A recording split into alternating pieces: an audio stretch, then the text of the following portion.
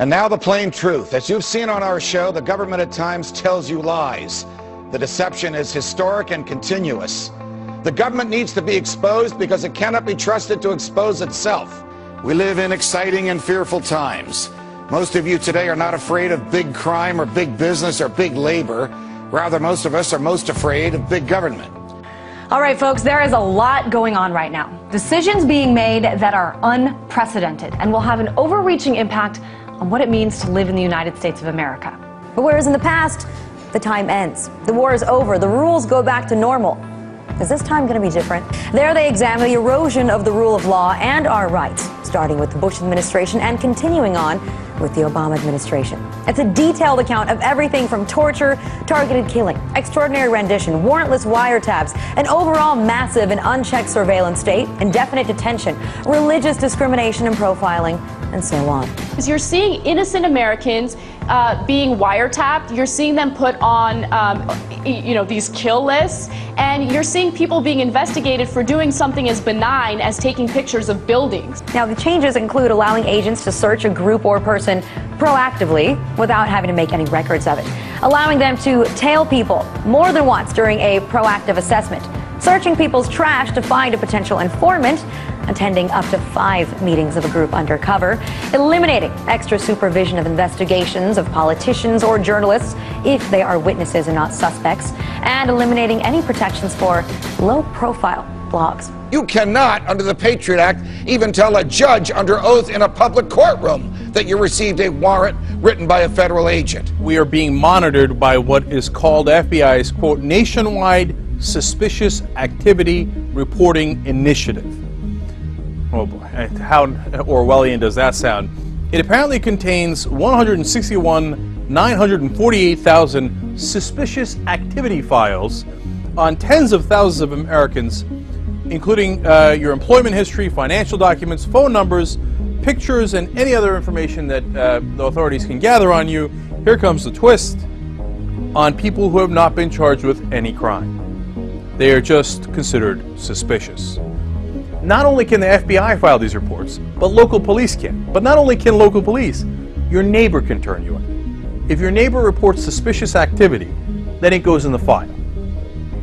That means they can collect all of your information. They can listen to your phone calls, they can read your emails. Whatever you do that you think is private is not private. The American government is collecting that information without a warrant. Any cell phone, yours included, can be pinpointed, even if you never make a call.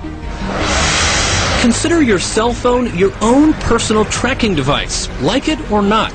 A federal judge has ruled that FBI does not need to get a warrant in order to put a GPS tracking device on your vehicle. All they have to do is think that something you're doing is suspicious enough to put the device on your vehicle, and it's fine. Researchers reported that iPhones and Droids tracked your every location and then stored that material. Well, careful what you tweet. An online privacy group suing the Department of Homeland Security over its recently announced plans for a system to monitor blogs, message boards, and social media sites like Twitter, Facebook. And the idea from the brains over at the DHS headquarters will allow the government to keep data on anybody who uses any sort of news or media outlet to share, report, or stay informed. About $11.3 million to monitor. Among that was monitoring for news media stories which, quote, reflect adversely on the Department of Homeland Security or U.S. federal government. Whoa! So monitoring it's like for criticism. we're going to spend 10 million, 11 million bucks to see if anybody doesn't like us. Yeah, that's part of the contract. And make a note of it? Is to monitor for criticism, to monitor for dissent. That would allow the U.S. government to blacklist websites and, according to some, break the internet. It would basically allow any private company or person to shut down almost any website. You wouldn't even get a hearing before they shut down your website. Whether or not those sites are actually engaged in copyright infringement doesn't apparently need to be proven by a third party or a court. It's strictly up to the entertainment industry. In other words, if they don't like you, you're shut down. An international agreement that lumps piracy and counterfeiting into one, which has been discussed behind closed doors for nearly 6 years. And it was only when WikiLeaks published a discussion paper in 2008 that it came to be public knowledge. Last year, President Obama signed an executive agreement to get the U.S. on board without asking for congressional approval. Even though the precise terms of ACTA remain undecided, preliminary documents reveal many troubling aspects about the proposed agreement, such as removing legal safeguards that protect internet service providers from liability for the actions of their subscribers, in effect giving internet service providers no option but to comply with privacy invasions. Anyone out there who's familiar with the internet service Mega Upload should pay attention, because the feds could very well be watching you. The Protecting Children from Internet Pornographers Act of 2011. Sounds harmless. In fact, it sounds very moral, doesn't it? What they're doing is collecting all the websites you've been to over the last 18 months so they can use it against you at a later time. And like, who cares about illegal wiretapping at this point? Like, now the government is pushing to make sure that internet service providers immediately hand over all this information about you, which websites you visited, what your activity is online. You're treated as a criminal and you have to prove yourself innocent. You know, my personal preference is for the You Are All Criminals Act, which is shorter and I think more to the point because it reverses the usual presumption that we do a search when we think a particular person is guilty. And the assumption behind this bill is we keep everyone's data, we make the company store everyone's information for the government because anyone might be guilty. And now it looks like domestic drone use is going to come to an airspace near you. So that means that by September 30th, 2015, drones will be flying in the same airspace as airliners, cargo planes, business jets, and private aircraft, as the Associated Press described it. Local police departments are now using Predator drones in order to basically spy on U.S. citizens. More and more of our civil liberties being taken away, more and more Big Brother watching over us at all times. One point we wake up and we're the frog and we've boiled. And we go, how the hell did we wind up in this state? In this police state where they watch everything and U.S. citizens are targeted, sometimes without trials. Well, this is how we wound up in it. We told you about it every single day on the Young Turks. It's happening as we speak. The police state we live in right now is so extreme that when I read this story, it wasn't that surprising to me, right? Do you want to feel comfortable with the fact that the government or local police departments can use a drone to follow you wherever you go, no matter what? It'll hover around your house while you're in there, follow you out of your house, check out where you're going, what are you doing? This police state thing has gotten out of control. A better eye in the sky, they're calling it the Blue Devil. And here's what is interesting. With the Blue Devil, what they can do is they've got so many cameras on board, they can actually take a look and know exactly what's going on over 36 square miles. They've got these supercomputers on board that do all the figuring out about, okay, we just heard somebody right over there say this, how do we follow? Yeah, in fact, they're that optimistic, they say it's going to be in the sky on October 14th. In the meantime, they're still sewing up the Kevlar. Security says people who oppose abortion or worry about the threat of illegal aliens could pose a radical threat to America. They're the ones we need to be watching at Homeland Security. Why are conservative values suddenly being singled out as a terror threat? People who pay for small purchases in cash, like coffee or gum, apparently that's a big red flag. Big time. But the FBI sees a cash payment as a way for you to cover your tracks, blend in with the normal folk without leaving a trace. Now, one specific area that we've been warned about incessantly over the last few years is the threat of homegrown terrorism. And it's not just a line that was repeated by officials or put into reports.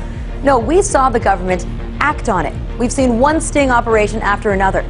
The Triangle Center on Terrorism and Homeland Security has just released a report that shows that the feared wave of homegrown terrorism has not materialized. The report's author actually called it a minuscule threat to public safety. This threat has been inflated, but the facts do not back up the claims. And yet, what are the sacrifices that we've all been forced to make in order to be ready to counter it? What are the grave offenses that have been committed against our civil liberties? The power grabs that lawmakers have been able to make while selling us fear of a homegrown threat.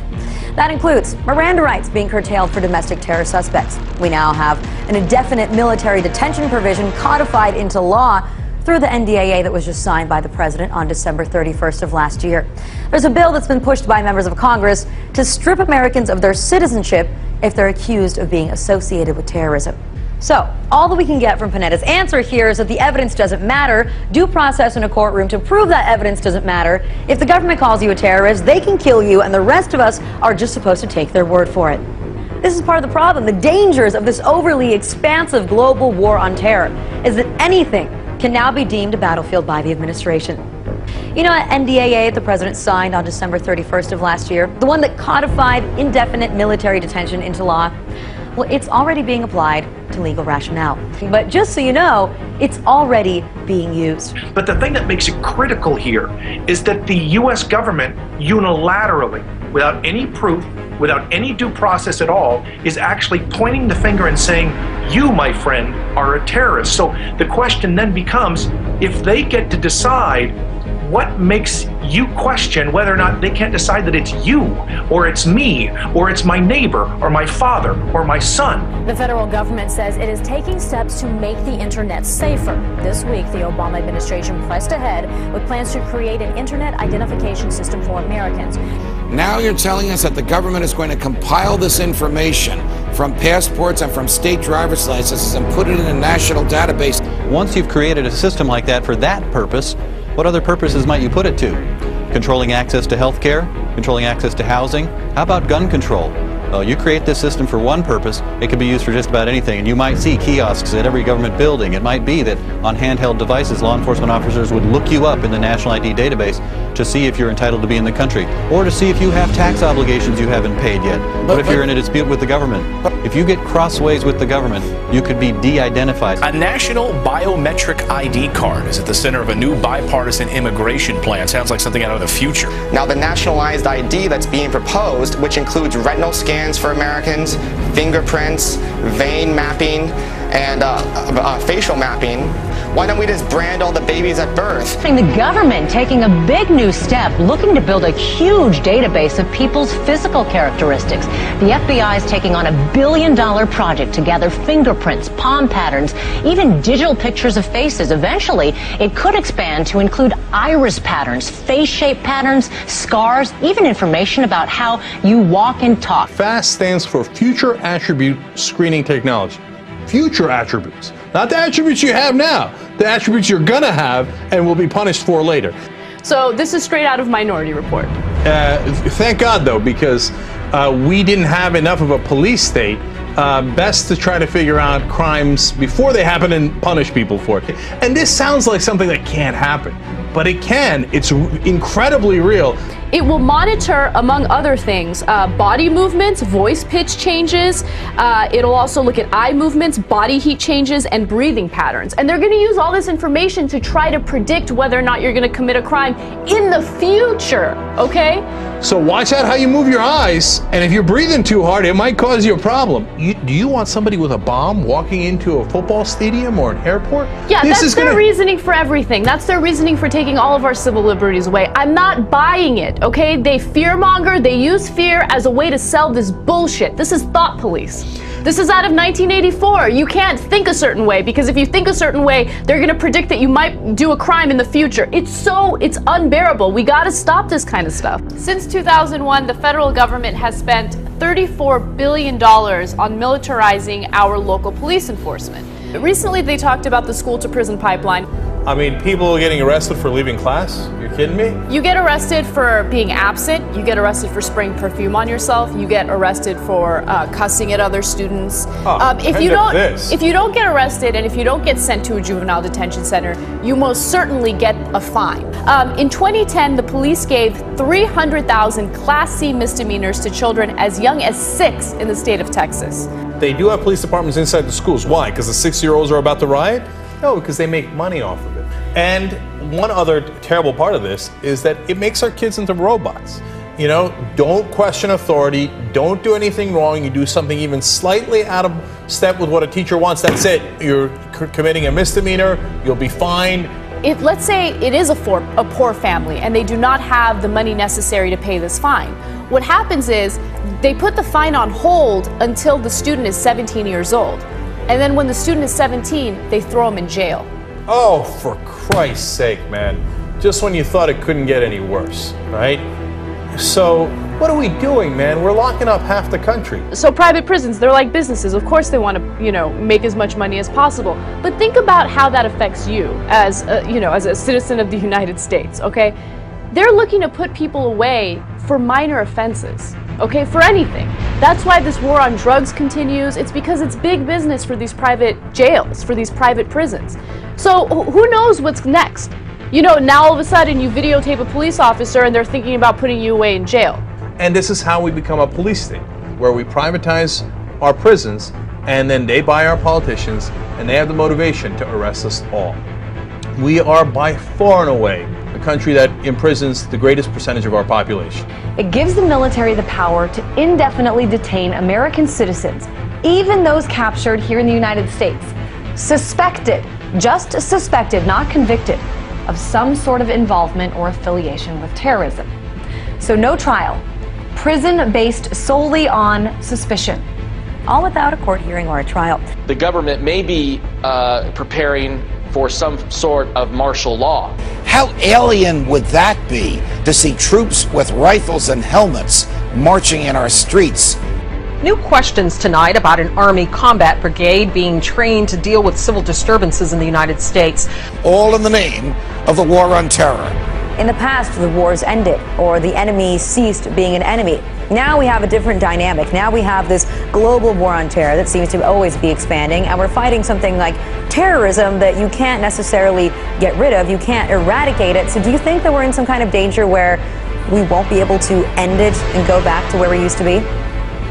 Now, what's really happening here is an attempt to undermine a democracy and replace it with a corporate plutocracy or something that's profoundly anti-democratic. American people are starting to, they're like the canaries in the coal mine on this issue. They're starting to smell the poisonous gas of fascism creeping into our country. Is this 1984? This is 100% naked, classical 1984, in-your-face tyranny. This is straight out of 1984. We're living in a police state. We have the government keeping these heavy files on us when we're completely innocent and doing nothing. This is just scratching the surface. But it's clear that despite the number of people, growing number of people that have come out opposing these bills, the government is going to continue waging its own war without the support of the American people, and even if these bills don't pass. The decisions made by our officials post 9/11 have put a very dark shadow over our actions as a country.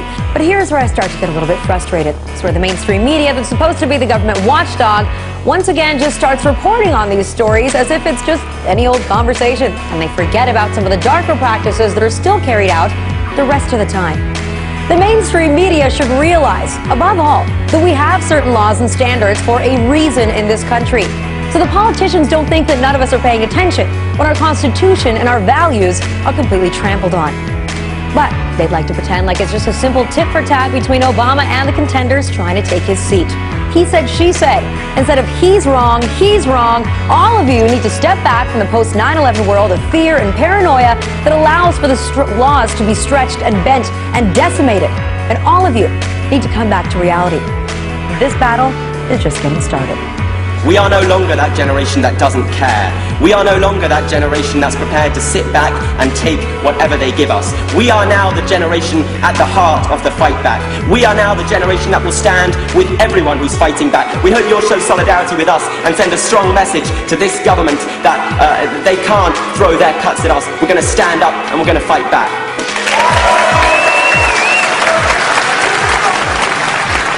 One day, somebody's going to have to make a stand. One day, somebody's going to have to say enough. If you don't fight for your rights, they don't exist, because power always wants to take them away. But our Constitution doesn't mean a damn thing if we the people don't stand up for it. Yellow ribbons and lapel pins will not save this country. Be it with your lives, labor, or tax dollars, stop investing in your own oppression. Guard your communities from the police state. Don't waste a single vote or a single dollar on the two-party system. Do not be content merely to grumble and to march while they are using fear, force, and violence as weapons of oppression. We must embrace the opportunity to resist civilly while we still can. American values have been nearly vanquished by consumerism, militarism, and authoritarianism. A loose collective born on the internet, anonymous, has no official members and no hierarchy. You know, law enforcement is intimidated by anonymous. We have no threats, but behold the power of the quill and ink. We must, as a nation, once again, embrace defiance, rebellion, and resistance. We are anonymous. We are legion. We do not forgive. We do not forget. Do not fuck with us.